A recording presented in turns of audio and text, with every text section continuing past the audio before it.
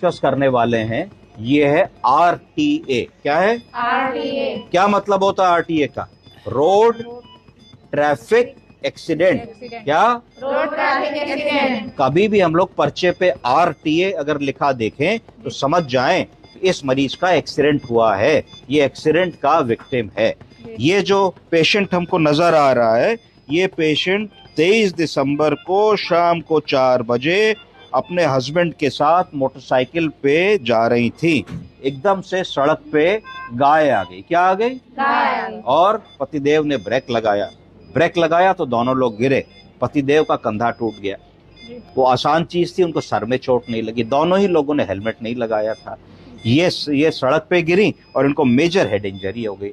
Head injury को कंट्यूशन injury कहते हैं, मतलब ब्रेन में कई जगह ब्लड आ गया और ब्रेन में कई जगह ब्लड आने के बाद ये मूर्छित अवस्था में चली गई। हेड इंजरी का लक्षण होता है कि कई बार मरीज के नाक से और कान से खून आता है। तो आप 3 चीजें पूछते हैं, क्या गिरने के बाद बेहोशी आई थी, क्या नाक से कान से खून आया था, क्या उल्टी हुई थी कि नहीं। तो ये चीजें अगर मरीज पॉजिटिव बताता है तो फिर वो हेड इंजरी के लिए क्वालिफाई करता है। आप तुरंत एक CT स्कैन करा के देखते हो। अगर चोट लगी, आदमी गिरा, भले ही सर के बल गिरा, बिल्कुल चल रहा है, फिर रहा है, उसको कोई फर्क नहीं है, कोई सर में दर्द नहीं है, कोई खून नहीं निकला कान से, कोई उसको उल्टी मछली नहीं हो रही है, तो आप प्रिज्यूम करोगे कि उसके सर में कोई चोट नहीं लगी। अगर सर में चोट लगी होगी तो धीरे धीरे कुछ घंटों में मोटर डेफिसिट होगा, यानी कि आदमी का हाथ पैर चलना कम हो जाएगा, बोल नहीं पाएगा, मूर्छित होने लगेगा, बेहोश हो जाएगा, खड़ा नहीं हो पाएगा। तो फिर आपको उसको मॉनिटर करना पड़ता है। ये दूसरी कैटेगरी में थी। इनको चोट लगी, सर में बहुत सारी कंट्यूशन इंजरी हुई, विभिन्न अस्पतालों में गई। फिर ये जो कॉम्प्लिकेशंस होते हैं कि वेंटिलेटर पे चली गई, फिर वेंटिलेटर के बाद ट्रेकोस्टमी पे चली गई, फिर इनको लंग में बायलेटरल निमोनिया हो गया, फिर इनको हाई ग्रेड फीवर आने लगा, फिर इनको और प्रॉब्लम्स होने लगी।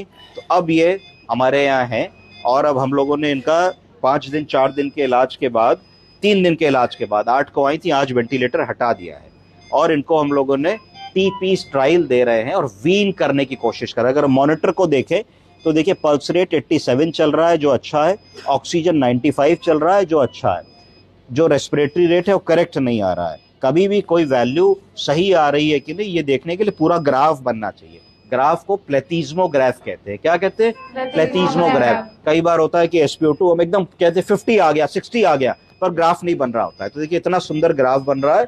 इससे 2 चीजें पता लगी कि मरीज की पल्स बहुत बढ़िया है, क्योंकि ये तो पल्स ही पड़ेगा। तो अगर मरीज का BP कम होगा तो पल्स कम होगी, BP पल्स कम होगा तो SpO2 नहीं आएगा। तो एक आप संतुष्ट हैं कि भाई मरीज का BP पल्स बहुत बढ़िया आ रहा है, इतना अच्छा ग्राफ बन के आ रहा है। पर अभी दिक्कत की बात यह है कि मरीज वेंटिलेटर से तो बाहर आ रहा है, आ गया है या आ जाएगा, पर होश में नहीं। तो जब होश में मरीज नहीं होता है तो अपना एयरवे सिक्योर नहीं कर पाता। एयरवे सिक्योर नहीं कर पाता तो मुंह का थूक अंदर जाएगा, मुंह का थूक अंदर जाएगा तो बार बार रिकरेंट निमोनिया होगा, एस्पिरेशन होगा, मुंह की गंदगी लंग्स में जाएगी। हमारे मुंह में जरा सा कुछ जाता है, हम खांस के अपने एयरवे को प्रोटेक्ट कर सकते, ये नहीं कर सकते। इसलिए इनको ट्रेकोस्टमी ट्यूब लगी हुई है। ट्रेकोस्टमी ट्यूब में कफ होता है, कफ में एयर भरी जाती है। कफ में एयर क्यों भरी जाती है? कि मुंह का जो थूक अंदर घुसने की कोशिश कर रहा है, उसको जो बलून फुला दिया हम लोगों ने अंदर, वो बलून उसको जाने से रोके। कोई ट्रेकोस्टमी ट्यूब है यहाँ पे यूज रखी हुई? तो ये ट्रेकोस्टमी का कफ है। तो कफ में अंदर का बलगम नहीं जाएगा। जो बलगम बन रहा है उसको हम यहाँ से निकाल करके पीरियोडिकली सक्शन से सक्शन कर लेते हैं। जब हम इनको फिजियोथेरेपी करा रहे हैं तो फिजियोथेरेपी में हम परकशन कर रहे हैं। क्या कर रहे हैं? थंपिंग कर रहे हैं। तो उस सब से क्या कर रहे हैं कि जो इंटरकॉस्टल मसल्स के बीच में जिस जगह बलगम जमता है उस जगह को हम बलगम को लूज करने की कोशिश कर रहे हैं। जब बलगम लूज होगा, सीक्रेशंस लूज होंगे तो लॉ ऑफ ग्रेविटी से नीचे गिरेंगे। जब नीचे गिरेंगे तो मरीज का सांस का रास्ता रुकेगा। जब मरीज का सांस का रास्ता रुकेगा तो मरीज खांसेगा तो इस छेद से वो बाहर निकल आएंगे। तो हम या तो सक्शन कर देंगे या मरीज खुद ही निकाल देगा। तो अब इनको बहुत उच्च कोटि की नर्सिंग की जरूरत है। अगर नर्सिंग उच्च कोटि की नहीं करोगे तो बेडसोर बनने लगेंगे। लेटे लेटे वाला निमोनिया, जिसको ऑर्थोस्टेटिक निमोनिया कहते हैं, वो होने लगेगा। हाथों पैरों में जो डिपेंडेंट एरियाज हैं वहां की स्किन खराब होने लगेगी।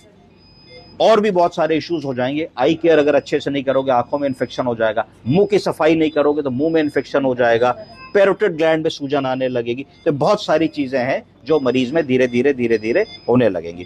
तो 2-2 घंटे पे करवट, मुंह की सफाई, आंख की सफाई, डायपर की सफाई, कैथेटर केयर, ये सारी चीजों के बाद ये मरीज को ग्रेजुअली फिर हम लोग देखेंगे धीरे धीरे और इम्प्रूवमेंट आएगा। अगर इम्प्रूवमेंट आता है, थोड़ा सा वो अपने आप को होल्ड कर पाती है, तो व्हील चेयर पे इनको मोबिलाइज करेंगे। कहाँ करेंगे? व्हील चेयर पे। क्योंकि जो ब्रेन इंजरी है इसको रिकवर होने में कई बार अप टू 6 मंथ्स का टाइम लग जाता है। तो उनको 6 महीने तक इनको जीवित, स्वस्थ, इन्फेक्शन फ्री और कॉम्प्लिकेशन रहित रखना है। बड़ा काम है ना। तो वो तभी रख पाएंगे जब इनके प्रति हम ऑनेस्ट होंगे। अगर हम लापरवाही करेंगे अपने काम में तो ये डिटोरेट हो जाएंगी। और एक बार अगर मरीज डिटोरेट होता है तो फिर नए सिरे से दवा लगाओ, एंटीबायोटिक लगाओ, बड़ी मेहनत करो, वेंटिलेटर लगाओ, तो मुश्किल होती है ना, आर्थिक रूप से भी, मानसिक रूप से भी और शारीरिक रूप से भी। तो हमको मरीज के प्रति पूरी अपने कर्तव्य को मानते हुए पूरी जान लगा करके काम करना है। ठीक है जी, चलिए, thank you. Thank you sir.